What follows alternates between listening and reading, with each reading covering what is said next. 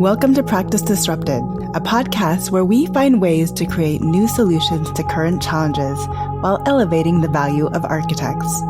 I'm your host, Evelyn Lee, an architect who spans tech as an angel investor, startup advisor, and founder of Practice of Architecture. Whether you're a seasoned architect or just starting in the field, this podcast is your gateway to think differently about the role architects play within our global community.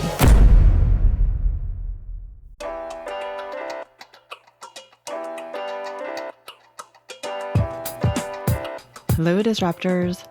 Welcome to this week's episode of Practice Disrupted. Today, we're joined by George Smart, the founder and CEO of USModernist, the world's largest nonprofit archive dedicated to documenting, preserving, and promoting modernist residential design. George's passion for modernism has turned into a national movement, changing how we think about preservation.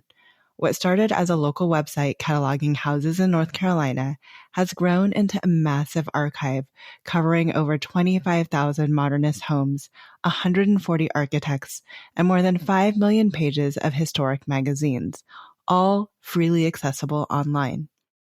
He's also the host of US Modernist Radio, ranked by Dwell as a number 2 architecture and design podcast, where he's led over 400 episodes with guests from across the design world. In this conversation, we'll explore George's journey from a personal passion to a national preservation force, the surprising stories behind moving and saving modernist homes, and his advice for architects looking to connect with more people who love the modern movement. Hi, George. Welcome to the show. I'm so grateful to have this time with you. Oh, it's a pleasure. Thank you, Evelyn. So you are the executive director for US Modernist. And I'm going to be honest and say I didn't really actually know much about US Modernist until you reached out to me to be on your podcast. So I thought this would be a great opportunity to introduce my listeners to what US Modernist is.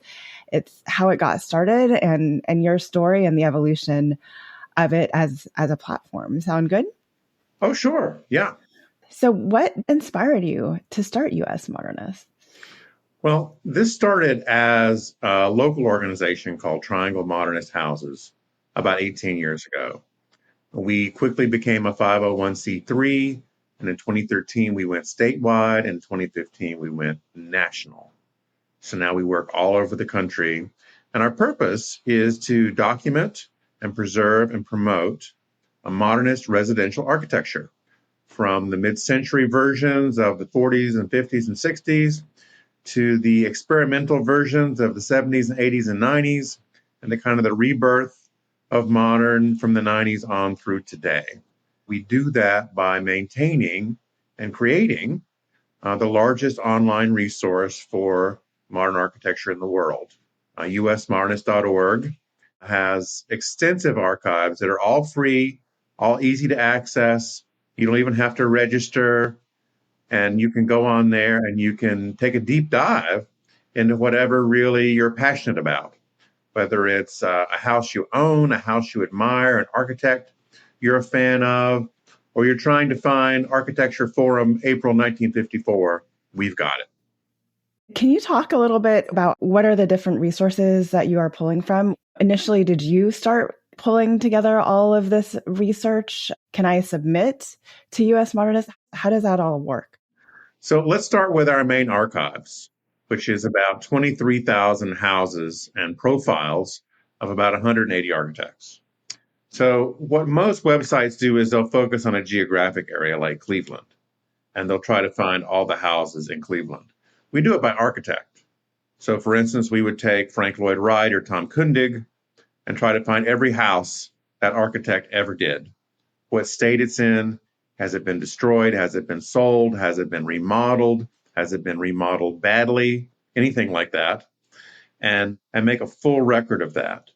And doing that over and over and over, you get a really comprehensive tool that's quite useful for a whole variety of audiences. It can be for real estate, buyers, owners, and sellers. It can be for education, for professors and design students. The media uses this quite a bit. Preservationists use this all the time. And that was our premier archive. Now, in 2013, I got a phone call from Charlotte, North Carolina, which is about 2.5 hours away, from a realtor standing in a wet basement of an architect who had passed away. And he said, I've heard about you guys. We've got 20 boxes of old, moldy architecture magazines down here from looks like the 40s. Do you want them? And I was thinking, oh, well, what the hell? Okay, let's take them. So I got on Craigslist and got one of those guys who'll pick up anything in a truck to drive down to Charlotte, get the boxes, bring them back. And over the next week or so, using 5 old eBay scanners that we bought, we digitized a couple 100,000 pages of magazines and put them online. And immediately, this was one of the pivot points for the archive. People loved this and they wanted more. And so we started encouraging donations. We would get donations from architecture offices of more recent things like, 90s is about as far back as the offices would go. Then universities would de-accession to us when they were getting rid of old magazines. The AIA was our largest donor. They gave us 700,000 pages of magazines that fortunately were en route between temporarily closing the basement archives and their Maryland storage facility. So we took all those magazines and scanned them and sent them back and now have those online. And those are all the state and local publications of the AIA going back to the 1930s. What made you so interested in Modernist in the first place that you started this in the Triangle area? Well, my excuse for starting it was that I wanted to build a new house, and I'd always loved modern as a style, always been attracted to it.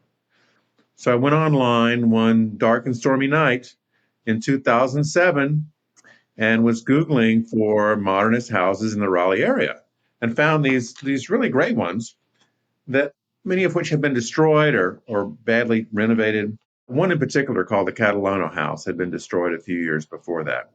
It was the first hyperbolic paraboloid residence in the country, and it was in every magazine in the world pretty much in 1954 when it came out, but it was gone.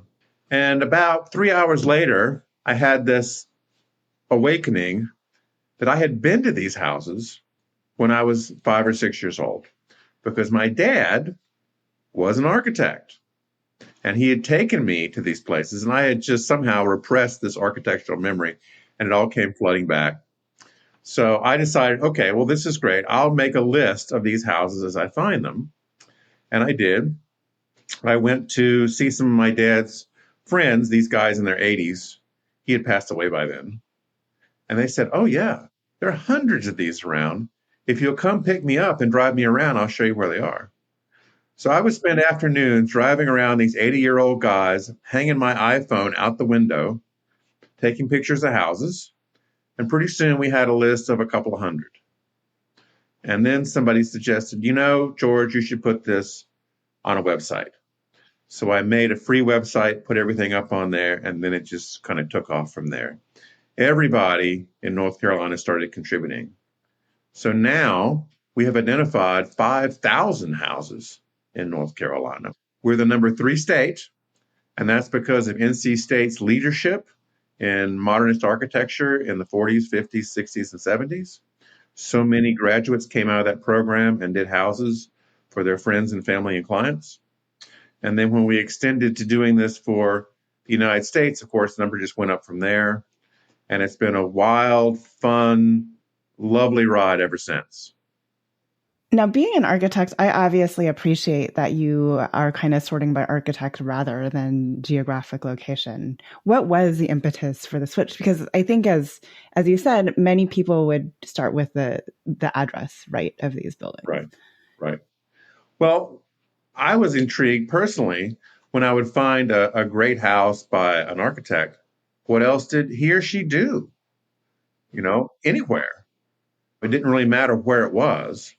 And I found that it was also more efficient to do the research that way because either through the architect's firm, if it was still around, or through archives at universities, we could find a project list. And then from there, we could determine where the houses were and the other additional information we could find about them.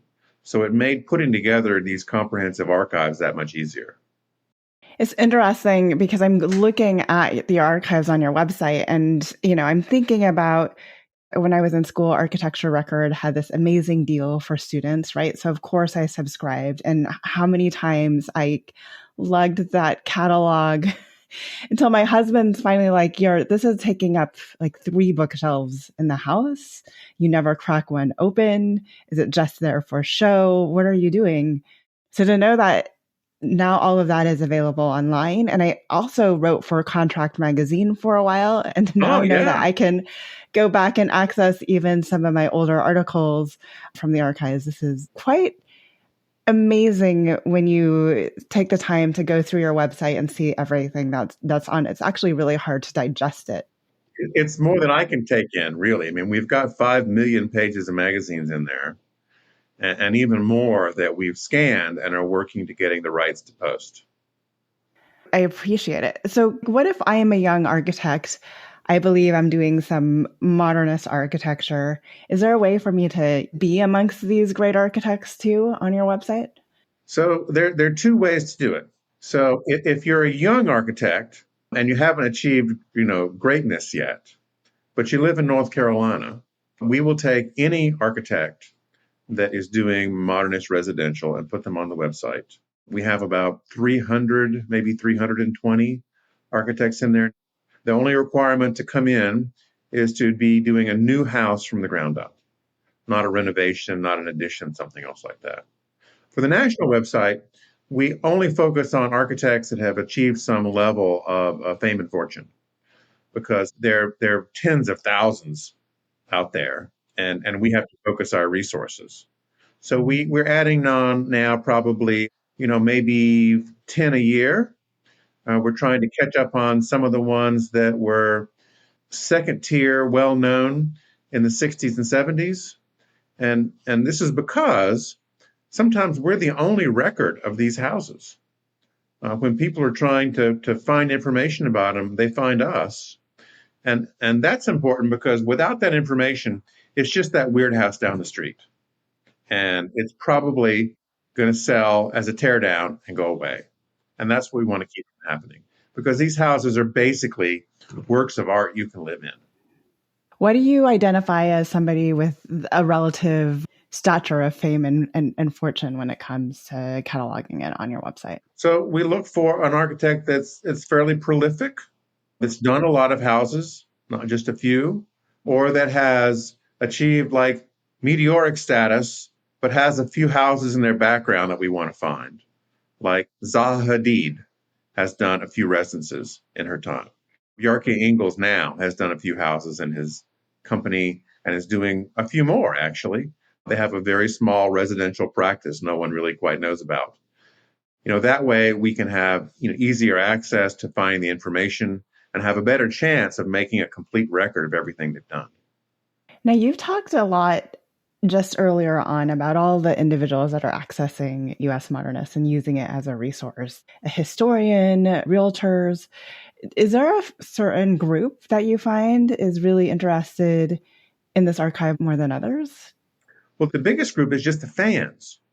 These are not architects. They are mere mortals like me for whom in their lives, design is the ninth or 10th or 11th priority in their life. It's not 1, 2, or 3 like a professional would have. So for them, this is a great way for them to be able to explore and do so in a way that it's easy to access. It doesn't cost them anything, and they can find out about all the different activities going on. We have a newsletter that goes out to 64,000 people on every Monday. And in it, we include a calendar of fun modernist events people can go to all around the country. So people look to us for that as well. And if I'm an event host, because obviously there's a lot of AIA chapters out there that sometimes host housing tours, how do I contact you to? So I am the easiest person to find on the web. My address, name, and phone number at the bottom of every page on our website. And we have hundreds and hundreds of pages. You can just Google George Smart Modernist and you'll find me. And people send press releases. People send houses that are for sale that are a special note. People send information about events, like there's tours in Los Angeles, there is the Glass House Summer Party in New Canaan, there's Modernism Week in various cities around the country. I mean, so many things that people who are not in the architecture industry would love to go do. And of course, for architects, there are the CE courses and the AIA conferences and the meetings and things like that. But we don't really cover those things except if they involve the public in some way. And that was the crux of the question. Really, who do you see as your audience that is coming to visit and partake in this vast archive that you have?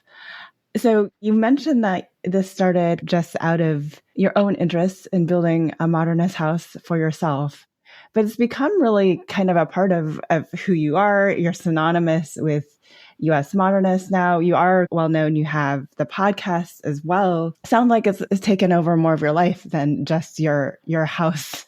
Oh, yes. I mean, my wife refers to this as an 18-year seizure. So there's that. What keeps you so passionate about this work and sharing it?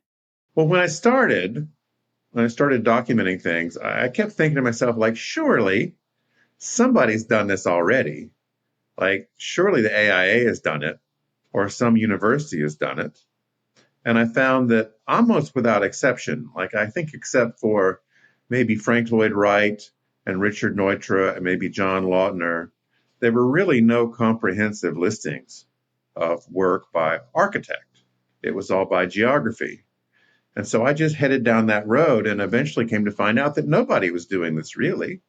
There were monographs that were getting published, which sometimes helped us because they would put project lists in the back, but they didn't drill down deep to try to find where are all the houses, are they still standing, what's going on with them? Because our ultimate goal is to make sure that as many of these houses that can be preserved will be preserved. And you can't save something if you don't know where it is and why it's important. Enjoying the show? Join a community of fellow disruptors at practiceofarchitecture.com/community.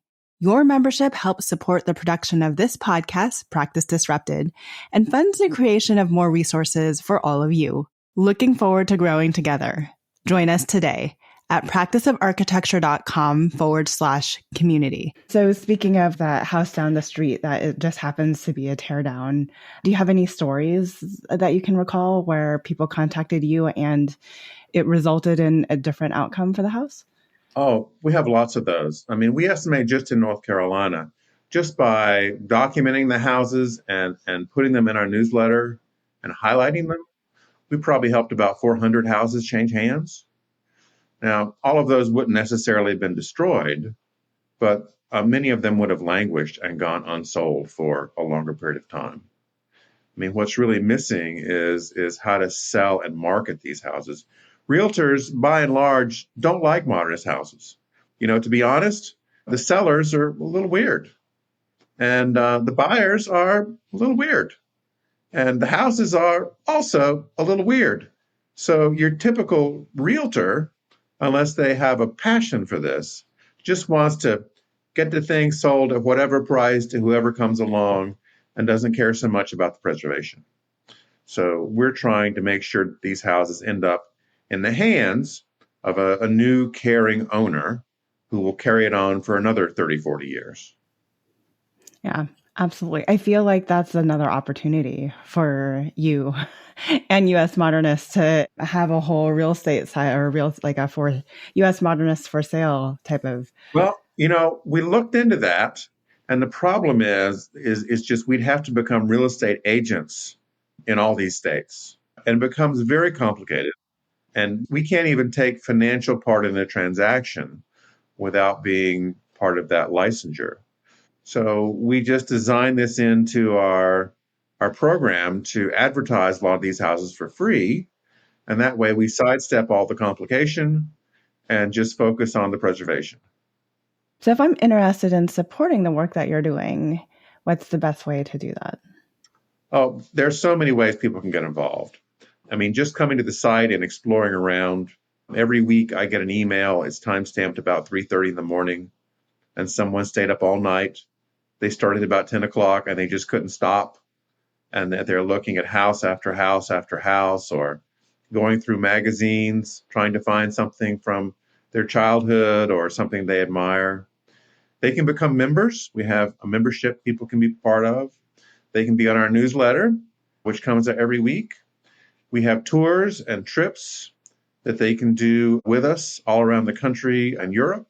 If they live in North Carolina, we have a lot of local events. We have an architecture movie series here every month during the winter.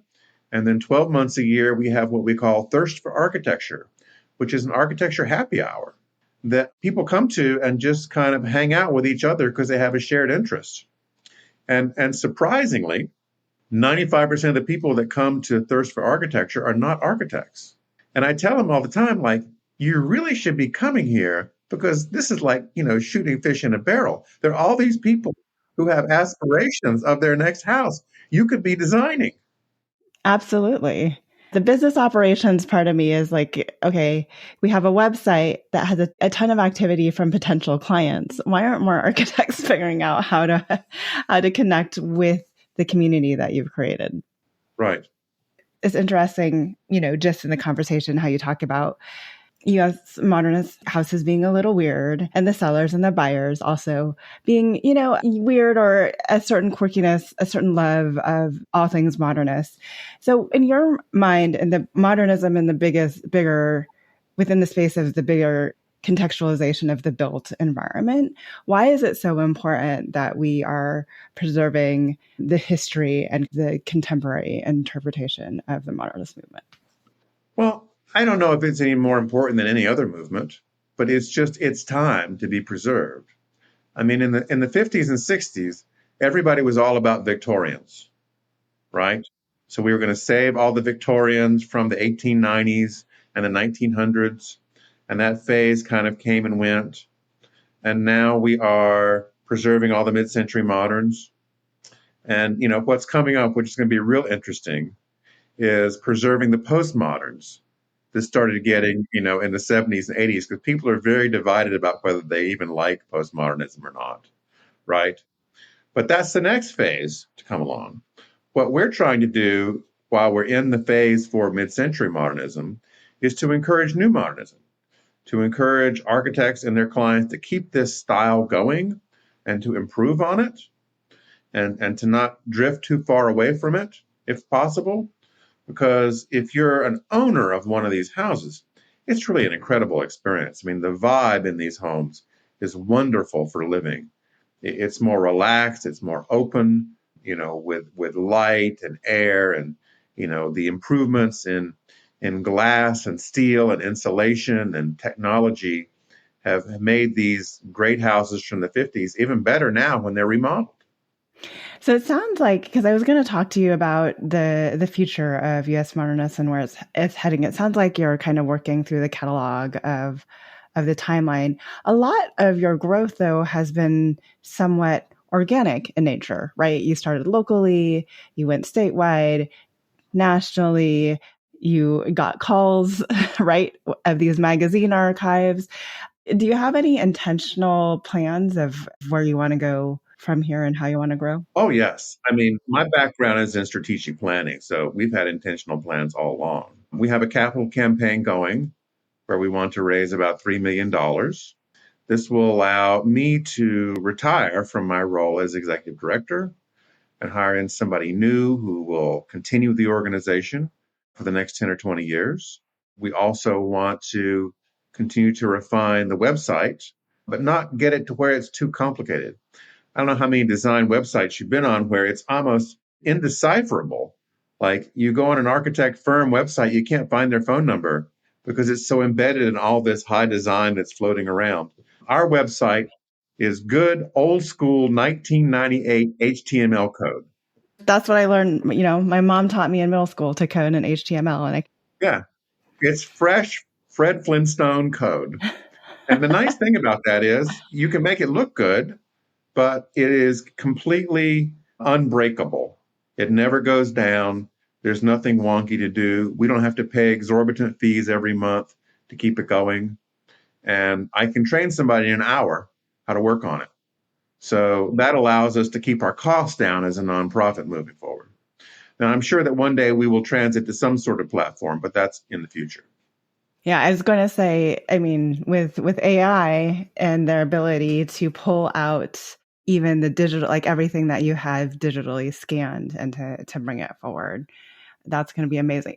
Obviously, a much heavier lift than your standard HTML. How soon are you looking to retire? Well, I mean, if somebody came with a check for $3 million, I'd check out probably in April. So, I mean, I love this. I'll tell you, part of me wants to do it forever, but I don't think that's very practical or very smart because the founder needs to pass it on to the next level kind of sustainer executive who takes it to another place. So I know that very well, and that's where we want to head. Do you have a favorite architect, a favorite building in your catalog that you constantly find yourself referring to, or something that you ended up really modeling your own house after? Well, I did ultimately build a modernist house in 2010, which I'm living in right now in Durham, North Carolina. I don't have a favorite architect as such, although I do admire certain ones, of course. But I do have a kind of style that tends to come back and resonate with a lot of people. And that is the small, modest house. We're talking something under 2,000 square feet, but open and airy, where the bedrooms are relatively small by today's standards.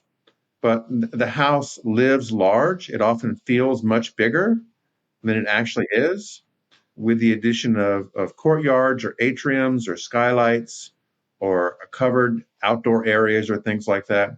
And this is basically the ethos of like the Eichler houses in California. They followed this model. These houses are loved by the public.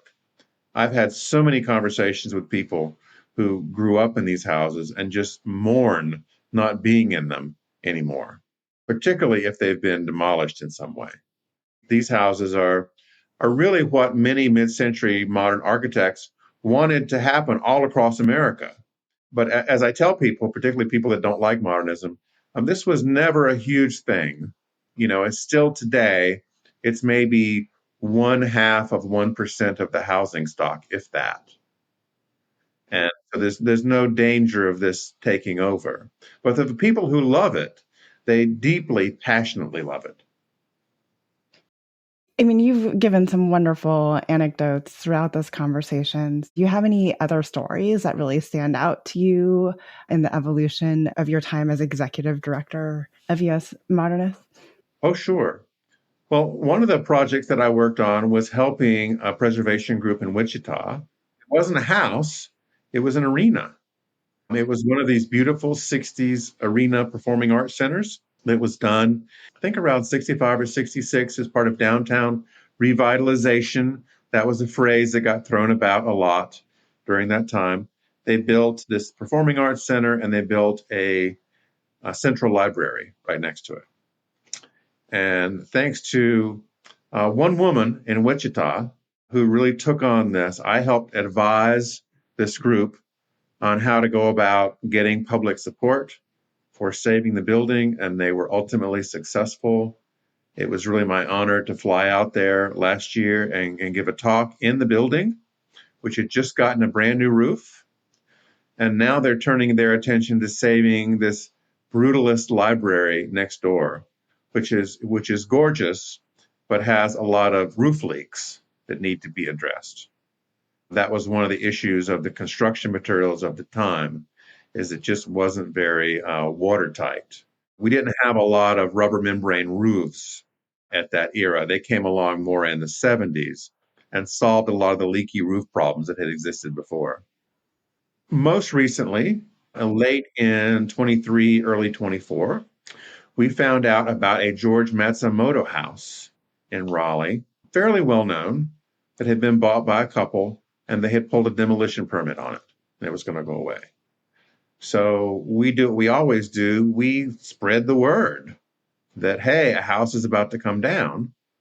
And in this case, another couple stepped up and said, we'd like to move it. So in cooperation with the people that had just bought it, they arranged at 5 a.m, one cold night, with police escort and bucket trucks to move the power lines, and newspaper reporters and just onlookers move the house 7 miles to a new location, nicely next to another gorgeous mid-century modern house. So they'll be right together. They could not move the entire Matsumoto house. I think they could only move like half of it, 2/3 of it. But they're able to find the plans. So they're going to recreate what they couldn't move on the new site. And we'll be having kind of grand opening event there in April. Oh, that's amazing. My head's wondering what the general public thought about these individuals who are paying all this money just to move the house 7 miles down the road. Well, they're dedicated. Yes, obviously. It's not for the meek. I mean, nothing is ever going to be as easy as walking down to your local developer who has 35 houses for sale, picking one, getting a mortgage, going home. Nothing can beat that. But if you really are interested in preserving a house, you can move one, you can buy one and fix it up. We've even helped people rent them, like where an owner is struggling with what to do with a house. You can make arrangements where the renter comes in, and in exchange for some of the rent, they can be fixing things. They can be, bringing some of the life back into the house so it doesn't deteriorate as fast. People talk to me all the time. They want to grumble about developers. I think that for houses, they're not the real enemy. The real enemy is vacancy. Once you let a house go vacant, it has all kinds of problems that accelerate very quickly. So if you own a house and say it belongs to your parents and they pass away, the best thing you can do is get a renter in there right away. Someone who's there looking after the house, making sure that the pipes don't burst, making sure that the, squirrels don't get in, all that kind of, major stuff. And also just keeping breathing life in the house. So a lot of the listeners on Practice Disrupted, I would say, are relatively new firm owners or older owners that are really invested and interested in what the next iteration of practice looks like. But we also had a lot of younger listeners, I think, that are entering in the field or trying to figure out what their career path is. What, if any, advice do you have for the future generation of architects when it comes to finding the own style that they want to inhibit and how US modernists may be able to support them? Well, sure. I mean, if you're in your own practice and you're worried about getting more clients, a lot of architects don't figure out that if you want to go fishing, where are you going to get more fish? Are you going to get it at a beautiful lake? Or are you going to go to the bait store, which is like going to an AIA meeting? And people continually choose the bait store because it's easy and they know everybody there and they don't have to worry about rejection.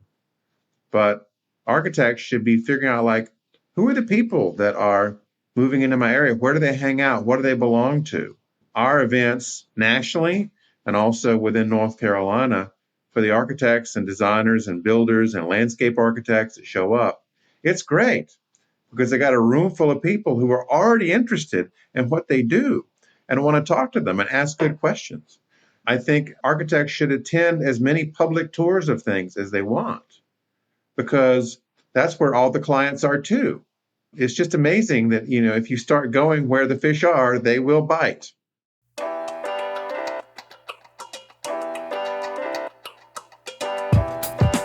Hi, Disruptors.